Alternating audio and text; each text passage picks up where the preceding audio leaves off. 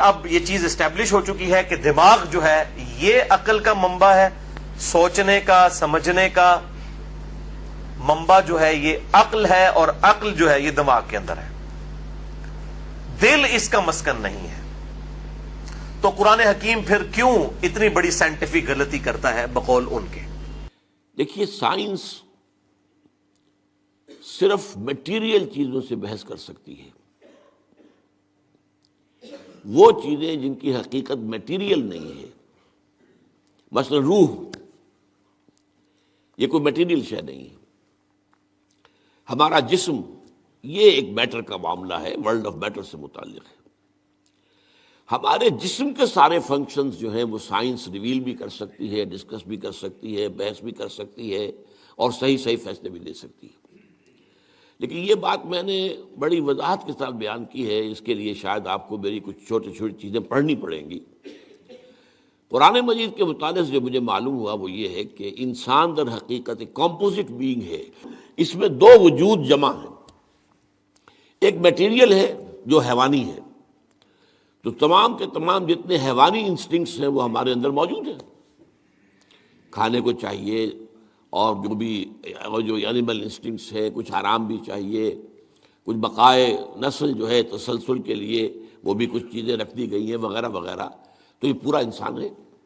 لیکن انسان نرا حیوان نہیں ہے، انسان کی ایک حقیقت جو ہے وہ روحانی ہے، اس کا تعلق ورلڈ آف میٹر کے ساتھ نہیں ہے، اور وہ در حقیقت میٹیریل سائنسز کی جو دریافت ہے اور اس کی جو بھی ریسرچ ہے اس کے فیلڈ میں آتا ہی نہیں۔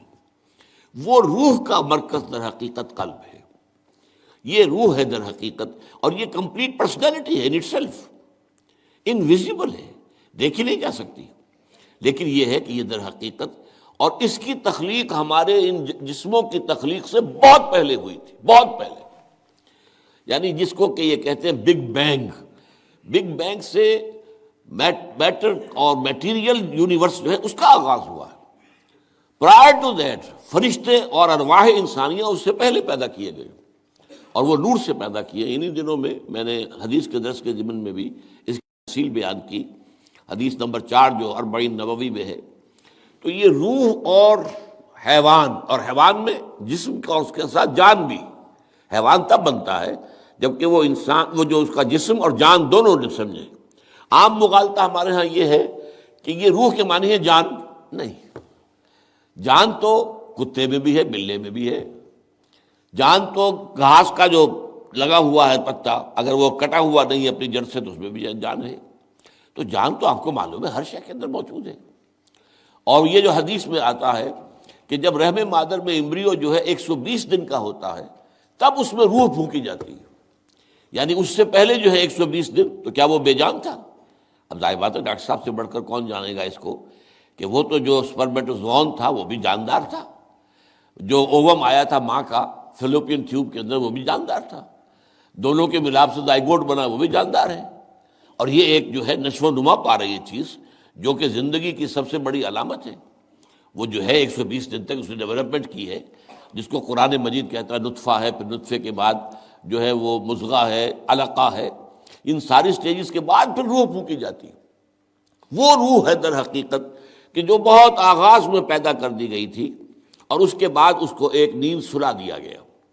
اس کے بعد جیسے جیسے رحم مادر کے اندر وہ جنین تیار ہوتا ہے تو 120 دن کے بعد اس کی روح جو وہاں موجود ہے پہلے سے، پرائر ایگزسٹنس اس کی ہے، وہ لا کر اس میں پھونک دی جاتی ہے۔ تو دل اصل میں مرکز ہے روح کا، اور روح ایک کمپلیٹ انڈیپینڈنٹ پرسنالٹی ہے، اس کا تعقل بھی ہے، یہ دیکھتی بھی ہے، بغیر ان آنکھوں کے دیکھتی ہے، روح براہ راست دیکھتی ہے، روح جو ہے وہ براہ راست سنتی ہے۔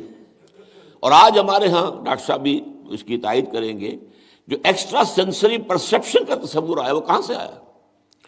ہم تو جانتے تھے کہ 5 ہی حواس خمسہ ہیں، انہی سے انسان جو ہے پرسیپشن ہوتی ہے، تو یا تو بصارت ہے، یا سماعت ہے، یا ٹچ ہے، یا اسمیل ہے، یہی ٹیسٹ ہے، یہی حواس خمسہ ہمیشہ سے چلے آ رہے۔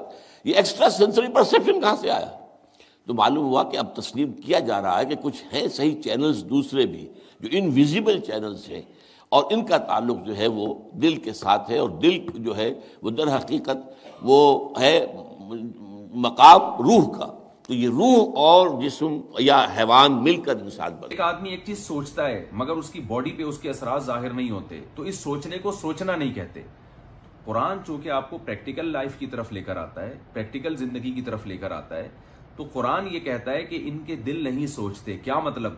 ان کے دماغ اتنا نہیں سوچتے کہ اس کے آثار ان کے دل پہ ظاہر ہونا شروع ہو جائیں. لہذا یہ سوچنا نہ سوچنا برابر ہے. تو اس لیے قرآن بار بار دل کی طرف نسبت کرتا ہے. اور وہ جو واقعہ ہے کہ رسول اللہ صلی اللہ علیہ وسلم کو آپ کے سینے مبارک کو کھولا گیا اور دل میں نور اور معرفت کے انوار ڈالے گئے، تو اس کا بھی مفہوم یہی ہے کہ اسلام یہ چاہتا ہے کہ آپ دماغ سے جب سوچیں تو حیوانوں کی طرح نہیں، بلکہ ایسا سوچنا ہو جس کے آثار آپ کے دل پہ ظاہر ہوں. اور جب کیونکہ دل پہ جب آثار ظاہر ہوتے ہیں اور دل کی دھڑکن اس سے عام طور پر تیز ہو جاتی ہے، تو اس کے اثرات ہماری باڈی پہ ظاہر ہوتے ہیں. تو خلاصہ کلام کا یہ نکلا کہ ہم سوچتے حقیقت میں دماغ سے ہی ہیں، لیکن اس کے آثار ہمارے دل پہ ظاہر ہوتے ہیں. تو قرآن نے اس لیے اس کی نسبت دل کی طرف کر دی. قرآن حکیم چونکہ لٹریچر کی کتاب ہے، اور لٹریچر کی جو لنگوسٹک ہے، اس میں جب بھی آپ کسی فیصلے کا ذکر کرتے ہیں یا عقل کے استعمال کا ذکر کرتے ہیں یا تفقہ کا ذکر کرتے ہیں، تو ہمیشہ اس کو دل کی طرف ہی منسوب کیا جاتا ہے. مثلا کوئی شاعر کہے گا تو وہ بھی کہے گا جی میرے دل میں یہ بات آئی. ایون کوئی سائنٹسٹ بھی ہے جس کو یہ بات پتا ہے کہ دماغ سوچتا ہے، وہ بھی جب بات کرے گا نا اور اس کا بریانی کھانے کو دل چاہے گا نا، تو یہ کبھی نہیں کہے گا کہ آج میرا دماغ چاہ رہا ہے کہ میں بریانی کھاؤں. وہ بھی یہ کہے گا کہ آج میرا دل کر رہا ہے، دل چاہ رہا ہے کہ بریانی کھاؤں. کیونکہ لٹریچر کی زبان میں، چاہے انگلش ہو، عربک ہو، اردو ہو، پوری دنیا کے اندر دل کو ہی استعمال کیا جاتا ہے سوچنے سمجھنے کے انسٹرومنٹ کے طور پر. اس لیے چونکہ قرآن حکیم سائنس کی کتاب تو نہیں ہے، اگرچہ یہ سائنس کا ذکر ضرور کرتی ہے، لیکن اس کا مرکزی ٹاپک سائنس نہیں ہے، بلکہ یہ لٹریچر کی بک ہے انسانیت کی ہدایت کے لیے. اس لیے قرآن حکیم جب بات کرتا ہے سوچنے کی، سمجھنے کی، صلاحیت کی، تو وہ دل کی طرف اشارہ کرتا ہے لٹریچر کی بک ہونے کی وجہ سے. جس طریقے سے ہمارے اس جسم کا جو مرکز ہے، جو منبع ہے، وہ یہ دماغ ہے جو کھوپڑی کے اندر ہے، بالکل اس طریقے سے ایک پیرلل میں پورا انسان ہے اس جسم کے علاوہ. جو اس جسم کے اندر موجود ہے نہ نظر آنے والا انسان، وہ انسان کی روح ہے، اور اس روح کا مسکن جو ہے وہ دل ہے. یعنی روح کے لیے سوچنے کا مقام جو ہے وہ دل ہے، اور جسم کے سوچنے کا مقام جو ہے یہ دماغ ہے.